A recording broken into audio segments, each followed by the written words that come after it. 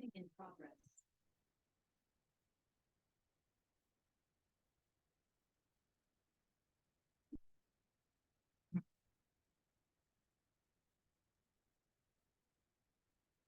Okay, hi everyone. Welcome to this week's webinar. So for today's session, we're going to be talking about the 7 common mistakes that new traders make. I can see you guys coming in, so we're going to give about 2 more minutes to let more people join the session before we get started. So in the meantime, let me know if you can hear me, see me, can see my slides, and yeah, feel free to grab yourselves a drink, make yourselves comfortable, and I'll see you guys in about 2 more minutes. Thanks, everyone.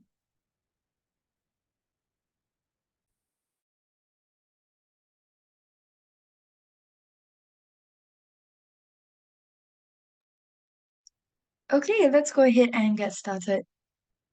So as per usual, before we get started, um oop, sorry about that. Yeah, so before I get started, just a risk warning and disclaimer. Our products are traded on margin and carry a high level of risk, and it is possible to lose all your capital. These products may not be suitable for everyone, and you should ensure that you understand the risk involved. Disclaimer, the information in this webinar should not be considered investment advice or an investment recommendation, but instead educational material only. This material is just the personal opinion of the author, and the client's investment objectives and risk tolerance have not been considered. IronFX is not responsible for any loss arising from any information contained herein, and redistribution of the material is strictly prohibited.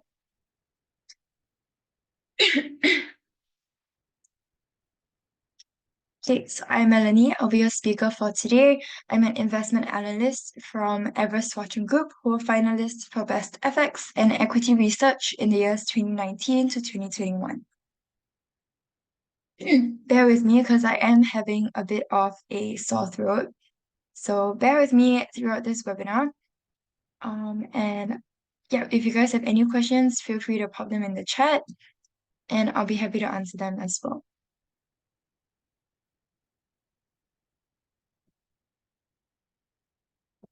Okay, so let's get started. So here's our agenda for today. So the 7 common mistakes that new traders make, we've categorized it into 7 points. So firstly, not having a plan. Secondly, no stop loss. Third, no risk management. Chasing losses, which is also known as revenge trading. And this typically happens when you let your emotions cloud your judgment, and even more so when you don't have a trading plan to rely on. Next is over trading. So you got to trade to make money and not trade for the sake of trading. And next, ignoring fundamentals. And lastly, not keeping a trading journal. So we have quite a few slides to get through today. So let's just go ahead and get started. Okay, so firstly, not having a trading plan. So having a trading plan is important for several reasons. Firstly is consistency. So having a trading plan helps you to maintain consistency in your trading approach. It outlines your trading strategy, including entry, exit criteria, risk management rules, and position sizing. By following a well-defined plan, you're typically less likely to make impulsive decisions based on emotions or market noise. Consistency is crucial for long-term success in trading. Next is objective decision making. So a trading plan provides a framework for making objective decisions. It helps you define specific criteria for entering and exiting trades based on technical or fundamental analysis. This eliminates guesswork and emotional biases, allowing you to make rational decisions based on predetermined rules. Next is risk management. So, a trading plan that helps you to incorporate risk management principles. My voice is not very clear. Okay, just a second. Let me try and adjust it. It could be just my throat as well because I am a little bit sick today. But hopefully Okay, let me just refresh this.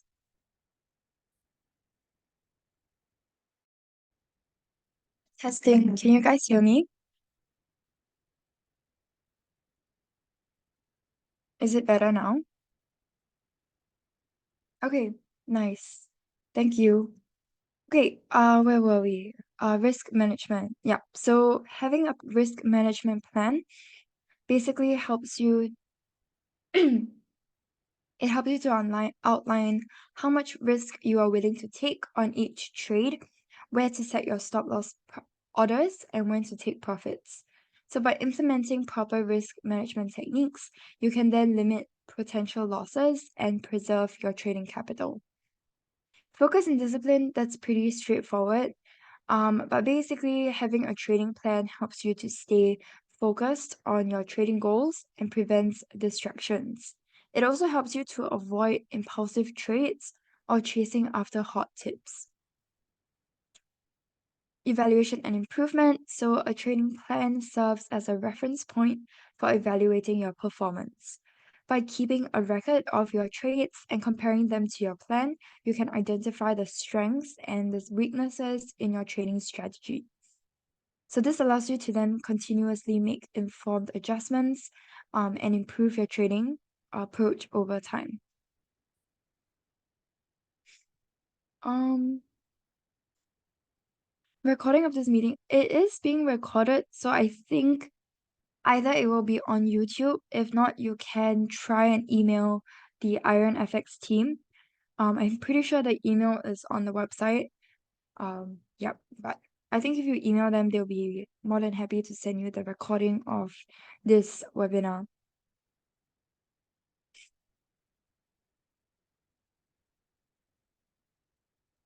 Yeah. Okay.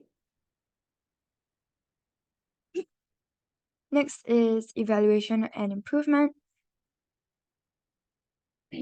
Oh, we already went through that. Confidence. So this is our last point. And a well-defined trading plan gives you confidence in your trading decisions. So it provides a structured framework and a set of rules to follow, which helps reduce uncertainty and anxiety. So when you have confidence in your plan, you're more likely to stick to it during challenging market conditions and avoid making impulsive or emotional decisions. Okay, so let's look at where exactly you should place your stop loss levels. What are the benefits of having a stop loss? So in order to manage a trade, firstly, we need to understand what exactly a trade consists of. So this is the anatomy of a trade. Of course, the basics of trading, we have the entry, stop loss, and the take profit.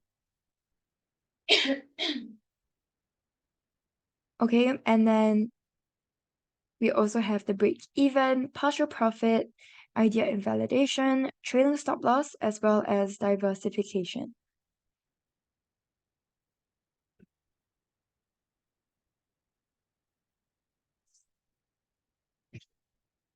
Okay, so why is it important to have a trade management strategy? Firstly, is to control risk. So trade management strategies such as stop loss orders and position sizing help traders to limit their potential losses and manage their overall risk exposure. Secondly, is to maximize profits. So basically, trade management strategies such as your take profit orders, as well as your trailing stops, help traders to lock in profits and maximize returns. Manage emotions, that's pretty straightforward. Improve trade efficiency. So by having a well-defined trade management plan, you can make faster and more informed trading decisions, so that you don't have to constantly monitor and adjust your positions. And lastly, it increases your consistency. So effective trade management basically helps traders to achieve consistent results over time, um, by reducing the impact of individual losses and maximizing the impact of winning trades.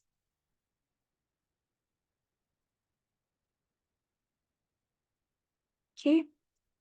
Okay, next, let's look at an example now. So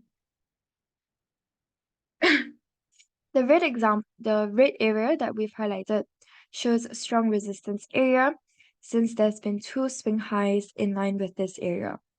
So if our trading strategy requires us to have a fixed take profit of 100 pips, we will place the target beyond this strong resistance area. Okay, so let's see how this plays out. You can see over here from the arrow, we are expecting price to keep rising to that strong resistance area that we've highlighted. Okay, you can see over here as the result, price shot up, missed our target by a few pips before reversing back down.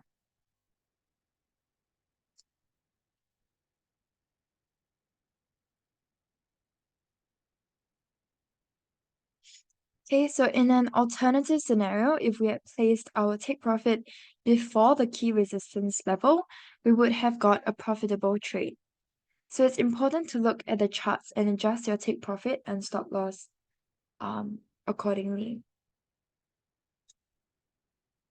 So our second point is that you shouldn't blindly follow a fixed take profit target just because some foreign tells you to. So you should always look at the charts and adjust accordingly. So here is kind of a guide as to how you should place your stop loss and take profit. So in this case, we are going in for a sell, which is why our take profit is below and our stop loss is at the top. So we typically would recommend you to place your stop loss beyond a key resistance area and your take profit before a key resistance area. So a key resistance area basically means if there are multiple swing highs or if there are overlap levels or if there's a Fibonacci confluence area, those are key resistance areas to take note of. Okay. Oh, okay. So yeah, so here's trade management with Fibonacci confluence. In this example at the bottom, we're going in for a buy.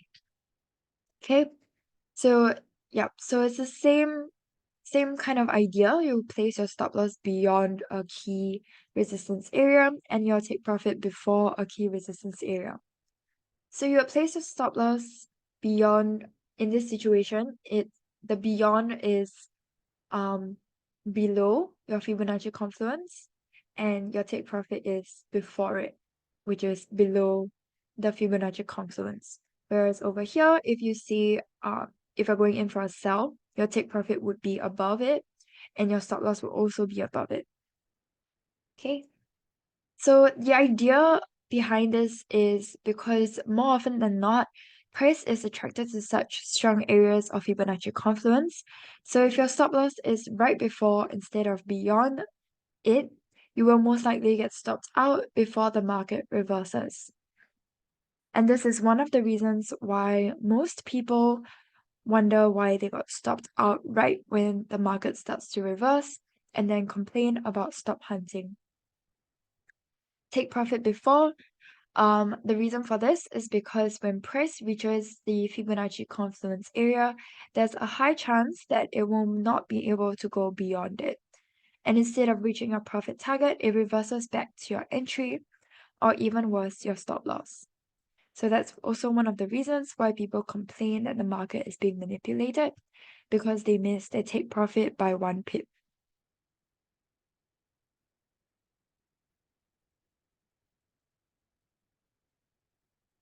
Okay, so here's an example to show why you shouldn't have a fixed stop loss. Okay, explain the buy entry. Why there? Okay, so if you take a look at this image that we've included here, if we're going in for a buy, you would place your take profit above your entry, obviously. So if, let's say, your Fibonacci confluence is over here at the gray highlighted area, we typically recommend you to place your take profit below it so that we are able to catch it before it hits to the Fibonacci confluence, for the simple reason that if it hits to the confluence, it might not be able to push past it because it is a key resistance area. So it might push it back down and it'll miss our take profit. On the other hand, for a stop loss, obviously you will place your stop loss below it, below your entry. And if we if price ends up going in the opposite direction, you will want to catch your stop loss after the key confluence area, so that if price actually manages to bounce off the confluence area and hit up to your take profit, you won't get stopped out. Okay, I hope that makes sense.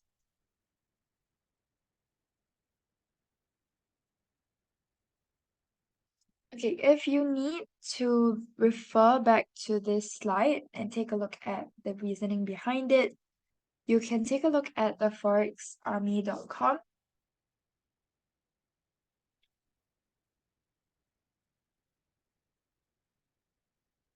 Okay, so this is the forexarmy.com, and if you're new to Fibonacci as well, highly recommend this. You can they go through the different types of Fibonacci techniques. It also goes through where you should place your stop loss levels here. So this image is from our slides, and the reasoning and everything is over here, so you can go ahead and take a look after this webinar if you're still confused.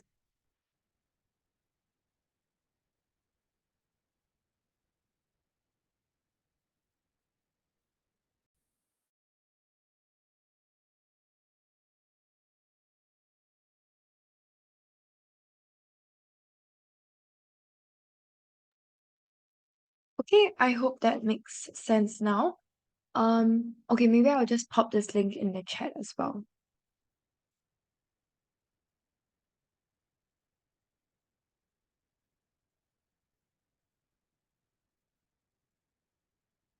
Buy entry is the actual time.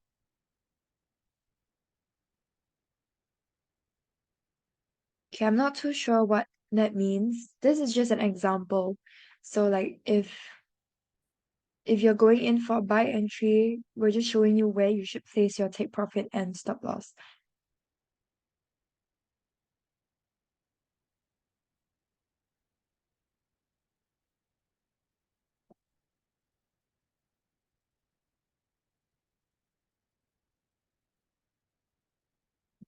Okay.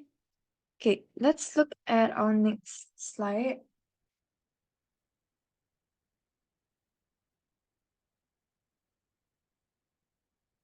Okay, so here's the problem with having a fixed stop loss. Here we have a support level with two swing lows that are in line with one another. So the price has bounced off this support level, and we are expecting it to continue to rise to the swing high resistance. Our stop loss of 100 pips is fixed at the 1894.75 level, which is our support level. Okay, so price goes down instead, touches the stop loss, and bounces perfectly from the support. So what we should have done instead, okay, so this is what happened, right? So what we should have done instead was to place our stop loss slightly beyond the key level of support or resistance so that we are not stopped out at the support, since, as we mentioned earlier, price tends to be attracted to key levels of support and bounces off them. So that's why we typically recommend you to have a dynamic stop loss and take profit placement. So dynamic stop loss is a trading strategy used to manage risk in which the stop loss level is adjusted dynamically based on market conditions. The level of the stop loss is continually moved to a more favorable position as the price of an asset moves in the desired direction. The goal of a dynamic stop loss is to lock in profits while minimizing potential losses. The placement of the stop loss can be determined by various technical analysis indicators or market conditions, such as volatility or market trend. So here's a simple example to demonstrate dynamic stop loss. So price has bounced off nicely off the support level at 86.721, and we expect it to reverse off the entry at 87.819 in line with the 100% Fibonacci projection level.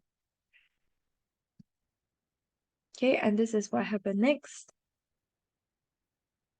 Here we also have another two Fibonacci techniques, which is the minus 27.2 Fibonacci expansion and 61.8 Fibonacci projection. And price is testing the 87.819 level at the entry. So instead of putting our stop loss exactly at the Fibonacci confluence area, like in our previous slide, we want to move it to beyond the confluence area instead, and we'll show you why in the next slide.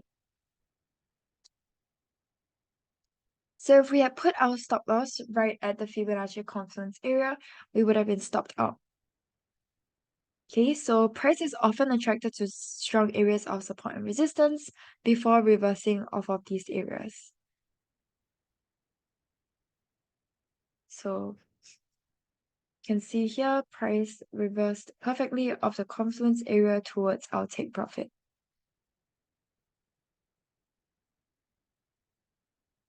Okay, so in this other example, we expect price to bounce off our entry at 87.625 at the pullback resistance that's in line with the 78.6% Fibonacci retracement. Okay, so price has hit our entry and has reversed nicely off of it, heading towards our take profit. Okay, you can see here, the Fibonacci retracement is in line as well.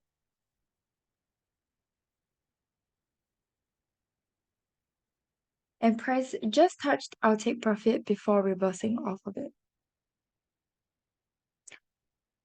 and rose to our stop loss.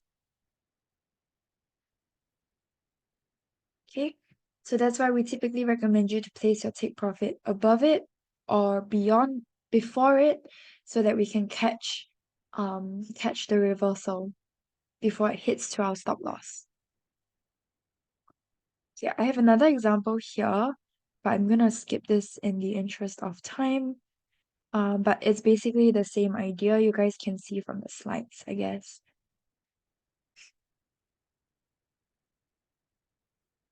Okay, so it moves above the trend line, breaks above the trend line, I mean, hits towards our take profit. So if we place our take profit below the confluence area, we would catch the reversal before it reverses back down to our entry. Okay, thirdly, no risk management. We kind of talked about this earlier, so I'm gonna skip this a little bit. Since this is pretty related to where you should place your take profit and stop loss. Okay, so next is chasing losses. So we want to go through a couple of concepts. Firstly is breaking even. So instead of chasing your losses, what you can do instead is breaking even in trading. So that refers to the point at which a trader reaches a level where it has neither made a profit nor suffered a loss. So it's the point where the cost of the trade, including fees and commissions, is equal to the price at which the trade was executed. So the example I have here is for stocks. So basically, if a trader buys a stock at $100 and sells it at 110, the trader has made a profit of $10. But if the trader buys a stock at 100 and sells it at 90, obviously he suffered a loss of 10. Okay, so if it's sold at 100, then the trader has neither made a profit nor a loss. Okay, so break even is a pretty important concept in trading because it helps you to determine the minimum price that you need to sell your trades in order to cover the cost and avoid a loss.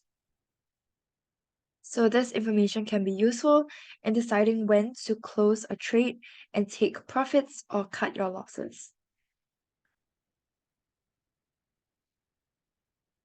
Okay, so break even is a level where you are in profit and recognize that there is a risk of reversal. So here we have an entry, which is at the breakout of the minimum swing, the multiple swing high. And then we are hoping for price to push to our take profit. take profit is this green area here. So you want to take note of our original stop loss at 0.2, okay, at the swing low support. So at 0.3, price reaches our break-even level and reverses off it. Hence, we move our stop loss to the entry and protect our position. If price continues to our position, great. But if price reverses back to our entry, we want to be protected. So here we can see price has broken above the break even, but quickly reversed and hit our stop loss instead. Okay, another example is partial profit.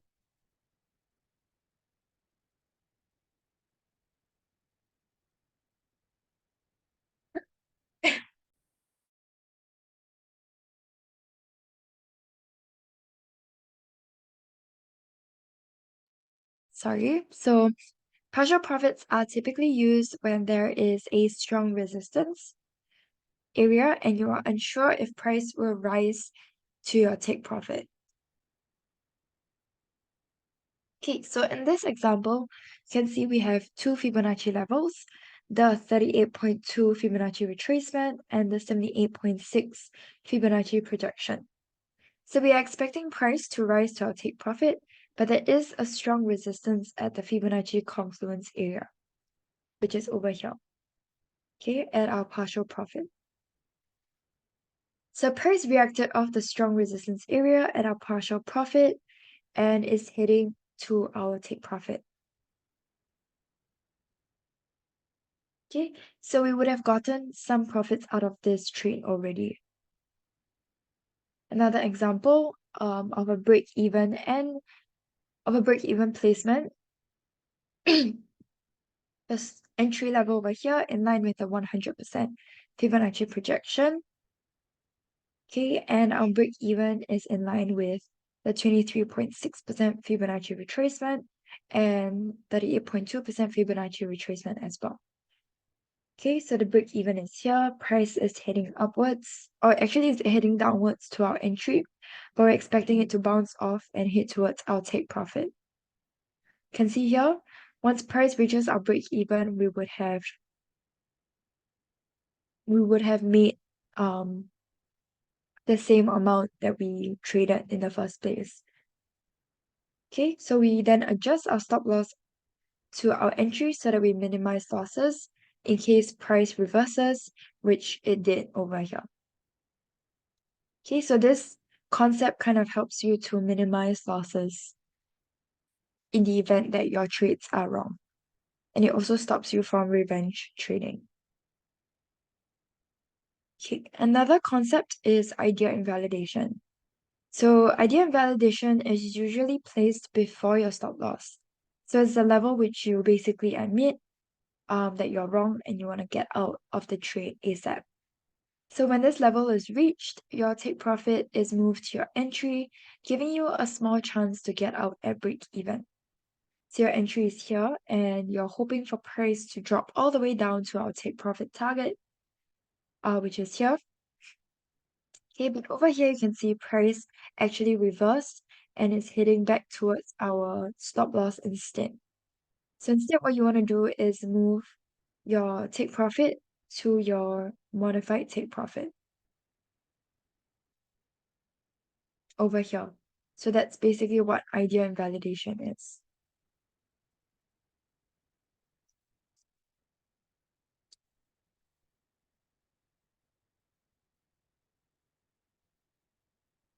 Okay, so refers to the process of evaluating a potential trade and determining if it should be disregarded or acted upon. Essentially, it's a way of determining if a trade idea still holds up in light of new information on market conditions. So that's how it works, and we've already gone through that, so I'm going to skip this. So here's another example on the charts. So our take profit is in line with the 50% retracement. Okay, our entry is here. And we also have another two Fibonacci levels, the 127 Fibonacci extension and the minus 27.2 expansion. Okay, so we're expecting price is heading down to our entry, so we're expecting it to bounce off and hit to our take profit. And we're placing our stop loss beyond this confluence area as well. Okay, as we mentioned earlier, your idea and validation should be placed above your stop loss level or before it. So which is why we're placing it directly on the confluence area, since stop loss should be placed slightly beyond it. Okay, you can see it went down to our idea and validation. We move our take profit down and we got out at break even. So that's how you can use those two strategies that we've talked about or concepts in order to minimize your losses. Okay, if we hadn't done that, price would have stopped us out.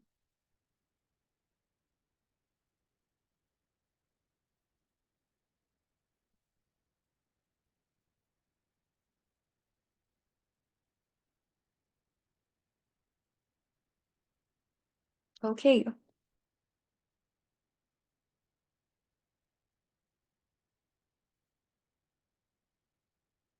so another concept is the trailing stop loss.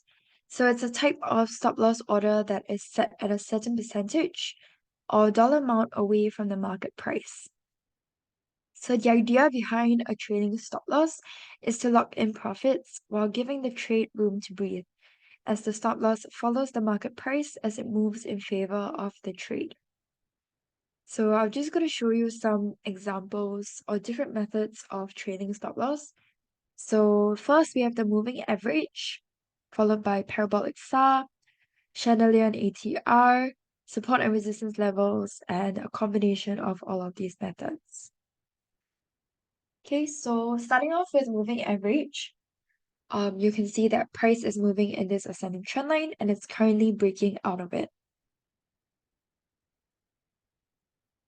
Okay, so price is moving below your moving average now. Okay, and our trailing stop loss is triggered once price breaks out of the moving average. You can see that's exactly it got us out before price headed back to our entry. So I think you guys kind of get it. But let's look at the other concepts as well.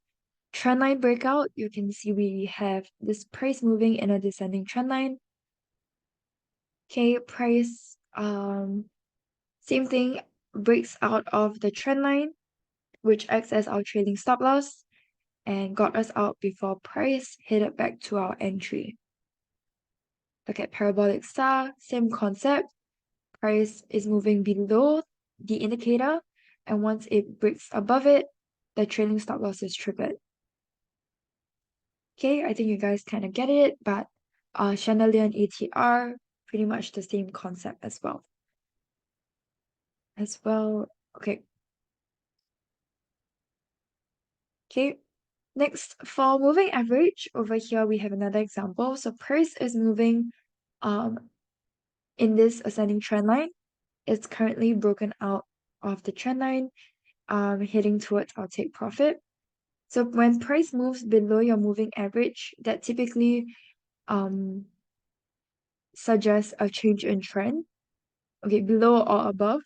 If it changes, it suggests a change in trend. So we're going in for a sell entry. Price is moving right down to our take profit. So your stop loss follows the indicator really closely so that if it moves above, we're immediately stopped out. Okay, so you can see here we have gotten our take profit here.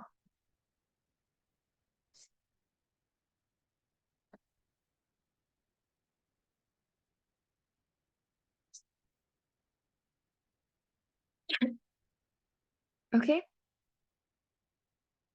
In this other example as well, we're using a trendline breakout. So price is moving in an ascending trend line and it's breaking below the trend line.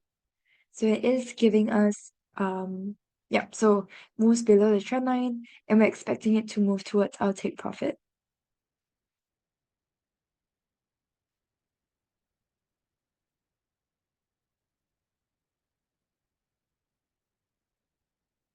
Okay.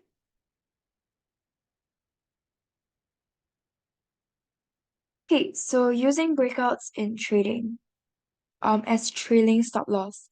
So breakouts are usually high volatility events. Price can spike up and reverse almost as quickly.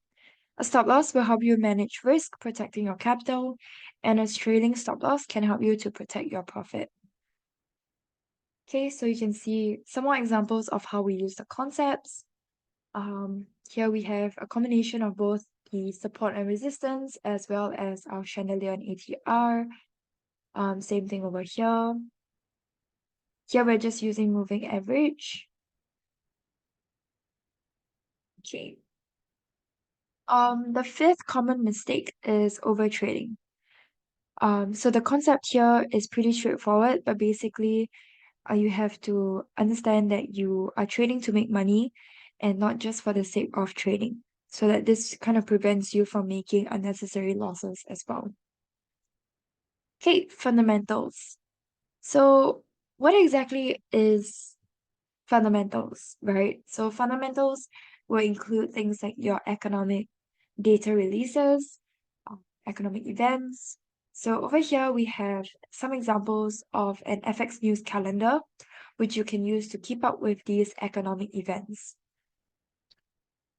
Okay, so on the left, we have investing.com, and on the right, which we typically prefer to use, is forexfactory.com. So what these do is it basically allows traders to see at one glance all of the important economic data releases. It shows key events such as GDP, CPI, NFP, crude oil inventories, and even central banks' monetary policy meetings.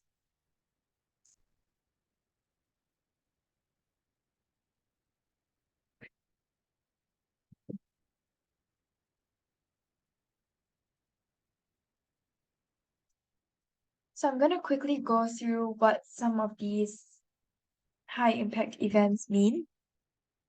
So FOMC is the Federal Open Market Committee, and that is the US Fed's way of communicating their view on monetary policies. And a Fed interest rate decision will normally come together with these meetings. And if the Fed is dovish, the USD is bearish. If Fed is hawkish, the USD is bullish. If the interest rate goes up, the USD is bullish. And if interest rate goes down, the USD is bearish.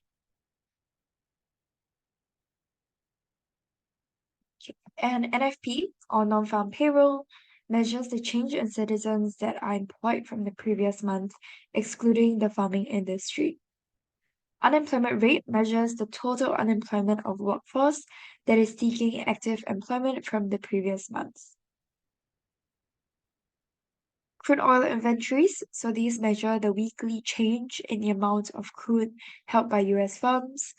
And if crude inventories increase, we can expect oil prices to drop.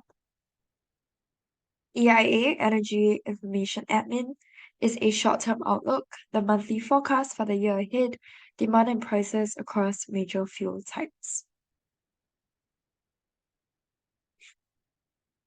Okay, so there are a couple of benefits of using an FX calendar. I think you guys can read this, but I'm just gonna briefly show you guys now how you can use Forex Factory. So this is the website.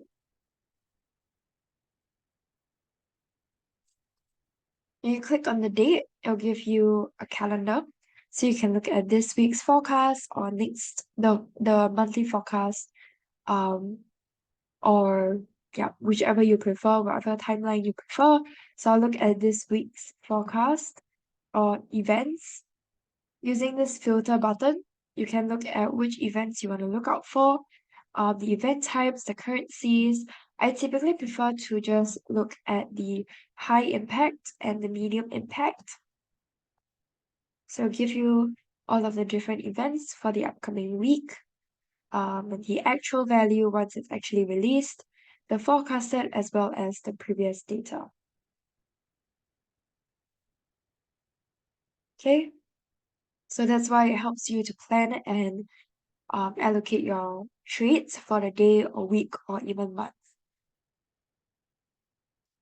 And a lot of these economic data releases also affect the volatility, so it causes increased volatility in the markets. So by being aware of when these economic data releases occur, you can protect your trade against that volatility or make use of it. Okay, lastly is our trading journal. So having a trading journal can be pretty useful. How to set up your trading journal? Firstly, you can choose your format. You can have a physical notebook, a spreadsheet, digital document, or specialized trading journal software.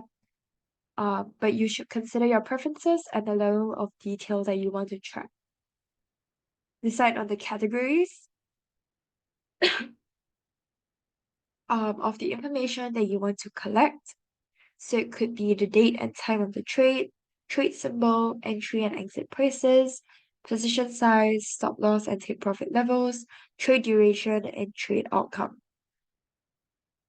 You can also include additional categories such as trade rationale, market conditions, and emotional state. Capture trade details. So you want to record any relevant information and be consistent and diligent in entering the trades or the details accurately and promptly after each trade. You want to include all the predetermined parameters such as entry and exit points, as well as any adjustments made during the trade. Analyze trade performance, so you want to look for patterns, trends, and areas for improvement. Yeah. Reflect on your emotional factors as well. So you should record any emotional biases, such as fear, greed, or overconfidence that may have influenced your decision making. Okay, review and adapt. So regularly reviewing your trading journal and making adjustments to your trading journal as needed, in order to learn from your past mistakes. And maintain discipline. So this basically means sticking to the discipline of recording each trade and consistently updating your trading journal. Okay, so here are some of the benefits. So firstly, we have performance analysis, learning and development, emotional awareness, risk management, trade planning and execution, accountability and discipline, and confidence building. So in conclusion, if you are a beginner, you should probably start using a trading journal since it provides numerous advantages, and it's a valuable tool for traders seeking to enhance their skills, refine their strategies, and achieve long-term success in the markets. Okay? Yep, I think that's it from me. If you guys have no other questions, thank you guys so much for joining me today. And yep, have a great rest of your week, and I'll see you guys again next week. Thanks, everyone.